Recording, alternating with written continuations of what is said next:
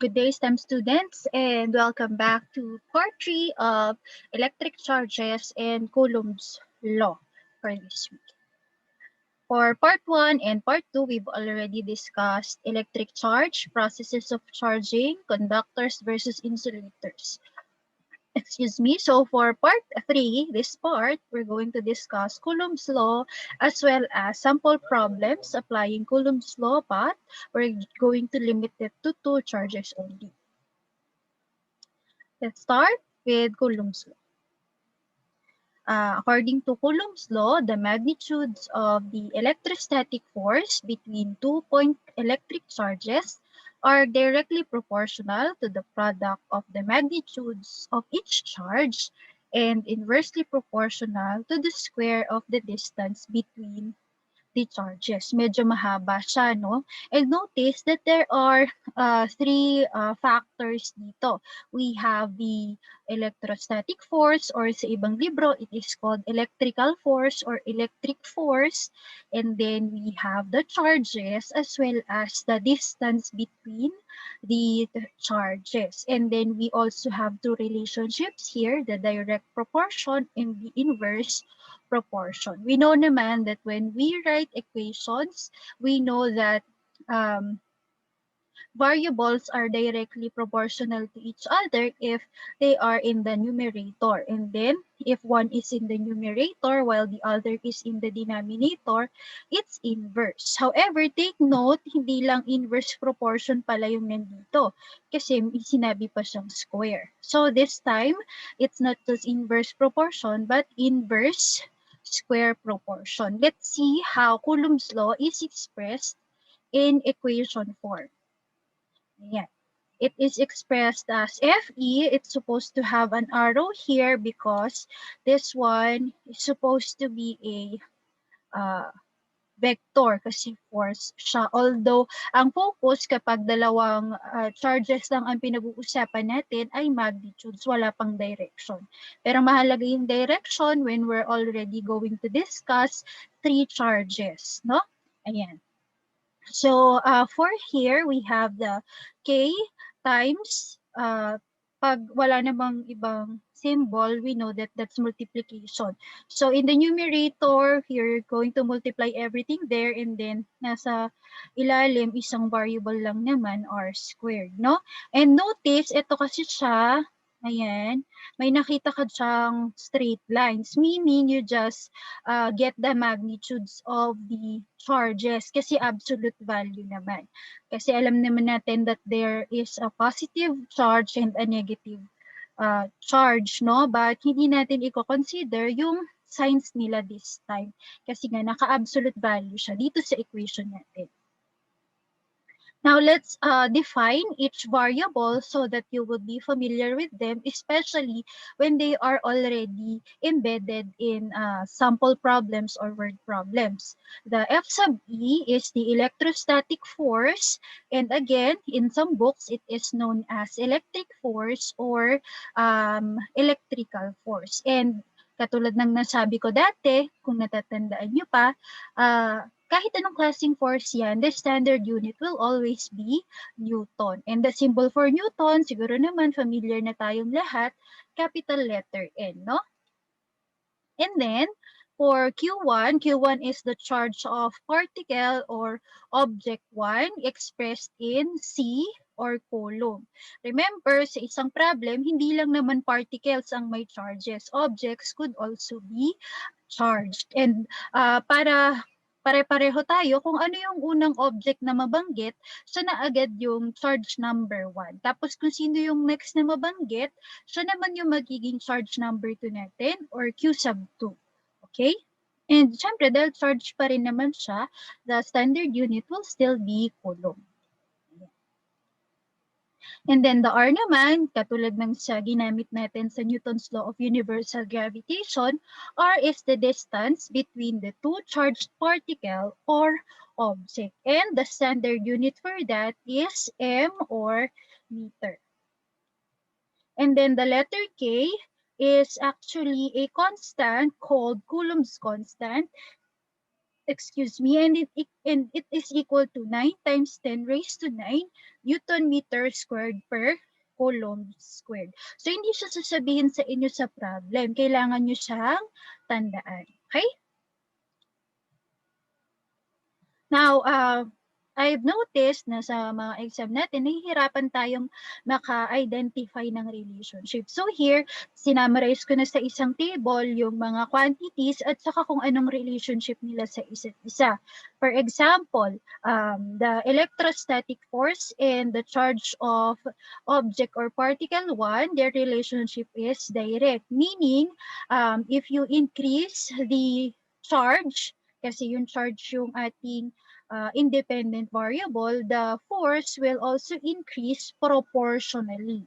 Okay? So kung dinagdagan mo kung dinoble mo yung Q1, madodoble din yung FE. And so on. Pag kinalahati mo yung Q1, mangangalahati din yung FE. Okay? And then, the same relationship exists between F sub E and Q2. Okay, and then, para naman sa force and sa Coulomb's constant, there is no relationship. Always remember, when we have constants, whatever you do to the force or whatever you do to other variables, there will be no effect on the constant. Parang yung sa capital letter G, sa universal law of gravitation. Whatever you do to the distance, to the masses, walang mangyayari sa capital letter G natin. The same goes here. Whatever happens to other variables, the Coulomb's constant will remain to be 9 times 10 raised to positive 9 Newton meter squared per Coulomb squared. And then, for the electrostatic force naman and the distance between the charges, we have the inverse square proportion. Okay? So, habang dinadagdagan natin yung distance, mas malaki yung nababawas sa ating electrostatic force.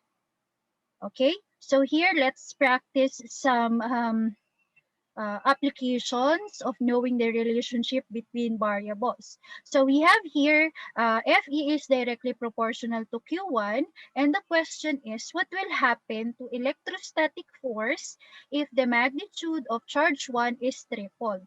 Ibig sabihin nito, all other things are constant or all other things remain the same. Ang babaguhin lang natin is charge 1. Let's see first, itong una, dodoblehin mo tritriplehin mo daw yung charge 2. So again, gagawin natin yung method ng 1, lahat ng hindi babaguhin.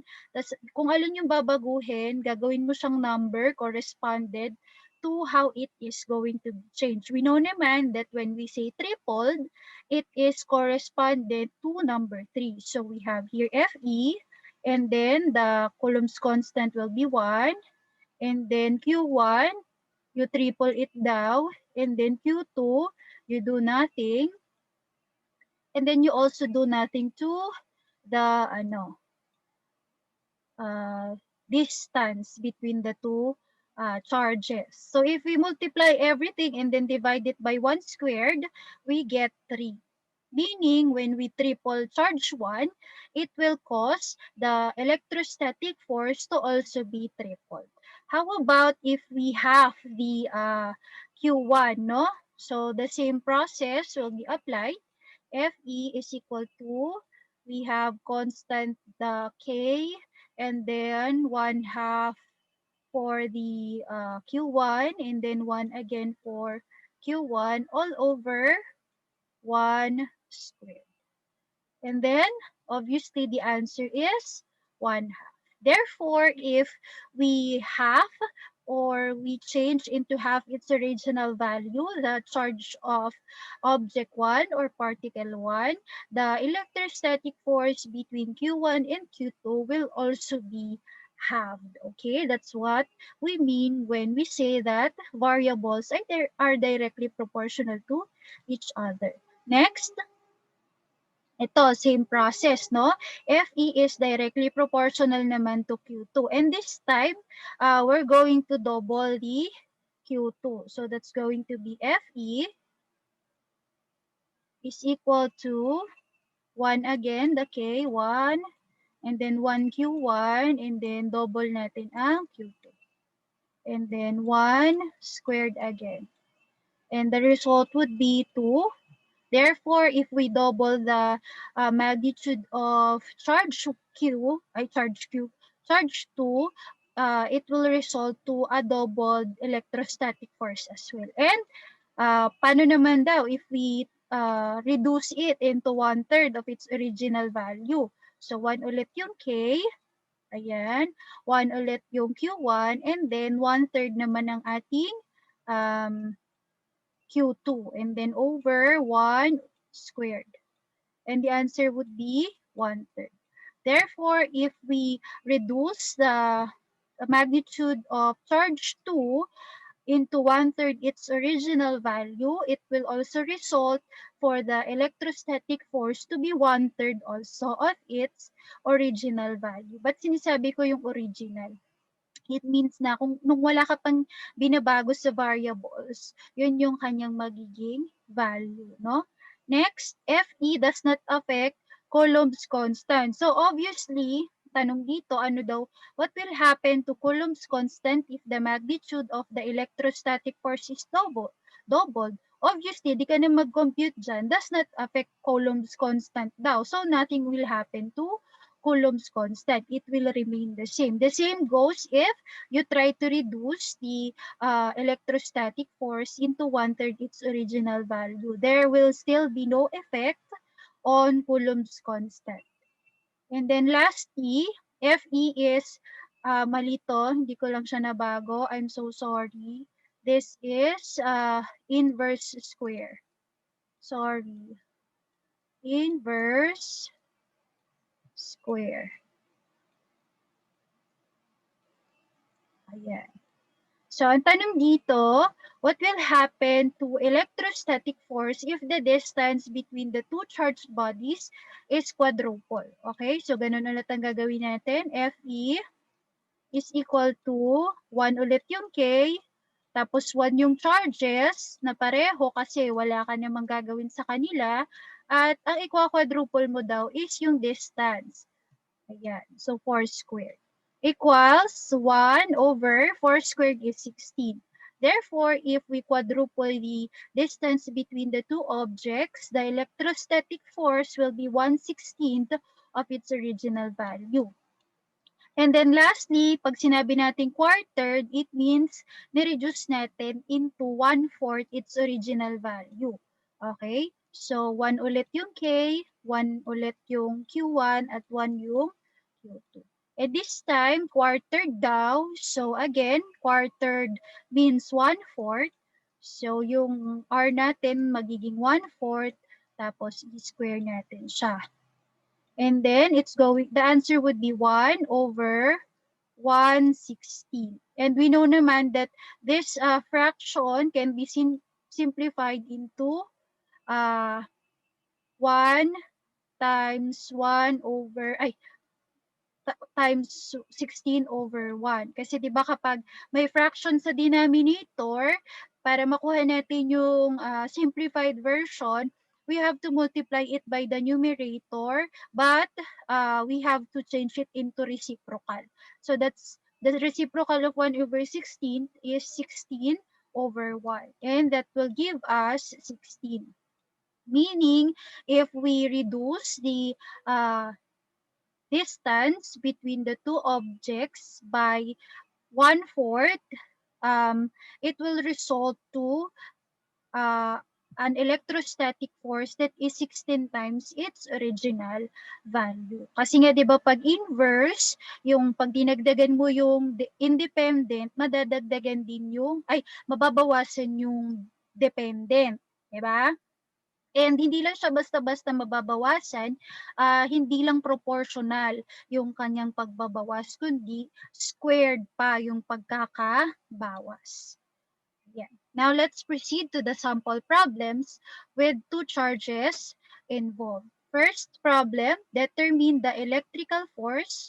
Katulad nga ng sinabi ko kanina, electrostatic force can also be called as, electric force or electrical force.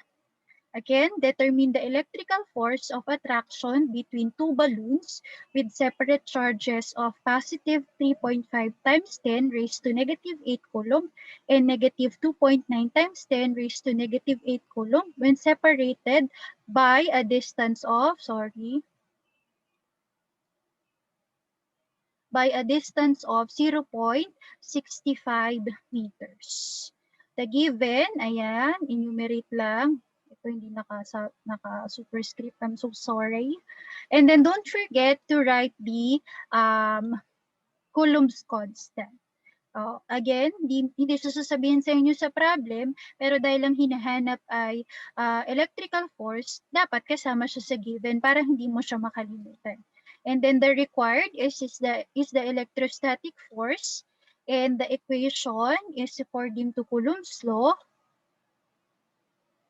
And then for the solution, we just have to input everything, and we will be able to get 2.16 times 10 raised to negative 5 newtons. No need for direction kasi dalawa lang naman sila dito. Wait lang ha, let me pause for a moment. Okay, now let's proceed to sample problem number 2. It says here, two balloons are charged with an identical quantity and type of charge, negative 6.25 nanocoulomb. They are held apart at a separation distance of 61.7 centimeters. And the task is to determine the magnitude of the electric force or electrical force of repulsion between them. So let's have the given. Notice, katulad ng sinabi ko sa first part, there are times that the units of charge are expressed in nanocoulomb or microcoulomb. So instead of just writing NC in the given, you have to transform the nano into its equivalent, which is the times 10 raised to negative 9. Tapos sabi dito, identical daw. Ibig sabihin, equal at parehong negative yung charges na nag-i-interact. That's why Q1 is equal to Q2. And then the R, notice it is expressed as centimeter in the problem. However, as you write the given, you must convert it into meters by dividing it by 100. So the R would be 0.617 meters. And then again, don't forget to write the value of Coulomb's constant. Again, just like problem number 1, we're looking for the electrostatic or electrical force, and the equation will be the same. For the solution, you just have to substitute everything. Take note na absolute value yung product ng dalawang charges. So, wala kang sign na makikita sa final answer. And then the final answer would be 9.23 times 10 raised to negative 7 newtons. And then let's have sample problem number 3, two balloons with charges of positive 3.37 microcoulomb and negative 8.21 microcoulomb attract each other with a force of 0.0626 Newton. How determine the separation distance between the two balloons. So the given, again, since it is expressed in microcoulomb, you have to write it in terms of the equivalent of the metric prefix. And again, micro is equal to times 10 raised to negative 6. That's why the given for Q1 is positive 3.37 times 10 raised to negative 6 coulomb. And for Q2, it is negative 8.21 times 10 raised to negative 6 coulomb. And then the force is in Newton. So okay na, no conversion needed. And don't forget again to write the Coulomb's constant.